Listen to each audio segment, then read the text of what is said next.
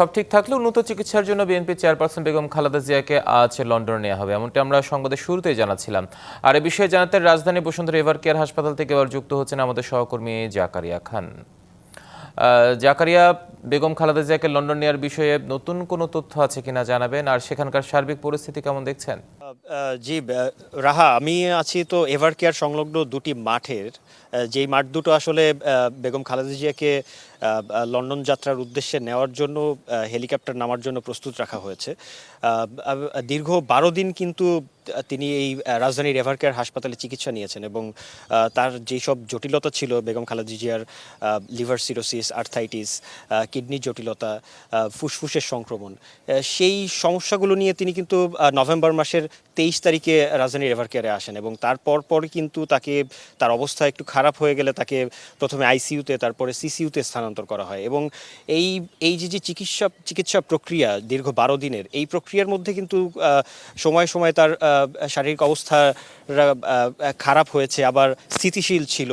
তবে গতকাল তাকে তাকে তাকে কেন্দ্র করে গঠিত করা যেই মেডিকেল বোর্ড, যেখানে যুক্তরাজ্য, যুক্তরাষ্ট্র, চীন, সিঙ্গাপুরের বিশেষজ্ঞ চিকিৎসক দল ছিল, সেই চিকিৎসক দলের সিদ্ধান্ত মতে কিন্তু আজ তাকে লন্ডনের উদ্দেশ্যে নিয়ে যাওয়া হবে বলে আমরা জানতে পেরেছি এবং সেই উদ্দেশ্যে কিন্তু গতকালই কাতারের একটি এয়ার অ্যাম্বুলেন্স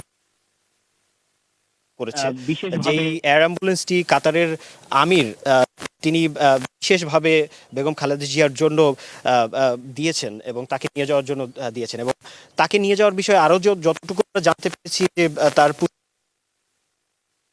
তিনি ইতিমধ্যে রওনা করেছেন লন্ডন থেকে। তিনি গতকাল লন্ডন সময় সন্ধ্যা 6টায় ঢাকা লন্ডন ছাড়েন এবং তিনি এই মুহূর্তে ফ্লাইটেই রয়েছেন।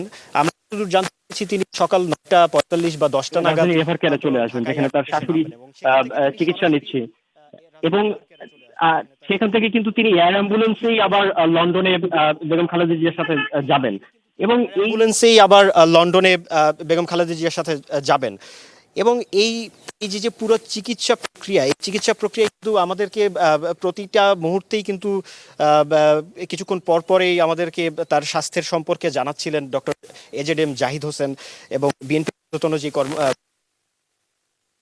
এবং এই চিকিৎসা প্রক্রিয়া আসলে যেই কর্মযোগ্য চলেছে এতদিন ধরে, 12 দিন ধরে, এই রাজধানীর এভার কেয়ারকে কেন্দ্র করে এই এলাকার নিরাপত্তা, এখানকার বাসিন্দাদের নির্বিঘ্নে চলাফেরা বা হাসপাতাল কেন্দ্রিক যেই ভিড় না করা, নেতাকর্মীরা না, অনেক কিছুই কিন্তু আমরা ইতিমধ্যে দেখেছি। এবং নতুন এবং ফিরে আসা গ্রাহকদের জন্য নগদে চলছে ক্যাশব্যাক সহ প্রতিদিন হাজারো উপহার জেতার সুযোগ। হবে আশা আর ফেরা, সারপ্রাইজ সেরা।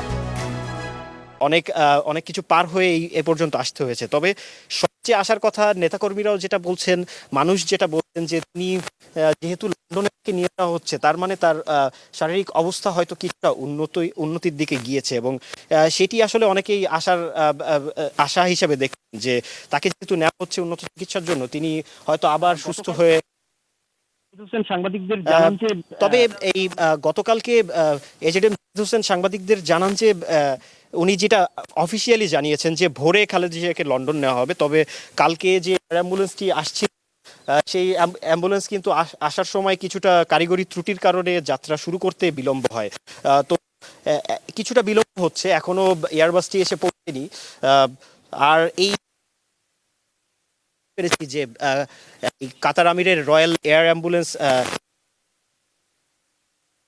বেগম খালেদা জিয়ার সাথে এখানে, তার সাথে ডক্টর সহ তার পরিবারের সদস্য সহ কিন্তু মোট 17 জন থাকবেন এবং তার সাথে লন্ডনে যাবেন, যাদের মধ্যে খালেদা জিয়ার পুত্রবধূ জোবাইদা রহমান, সৈয়দা শামিলা রহমান, চিকিৎসক রিচার্ড বেলে, মোহাম্মদ শাহাবুদ্দিন তালুকদার, এজেডএম জাহিদ হোসেন, ফখরুদ্দিন মোহাম্মদ সিদ্দিক, নুরুদ্দিন আহমেদ, মোহাম্মদ জাফর ইকবাল, আলামিন মামুন সহ কিন্তু এই সব সর্বমোট 17 জন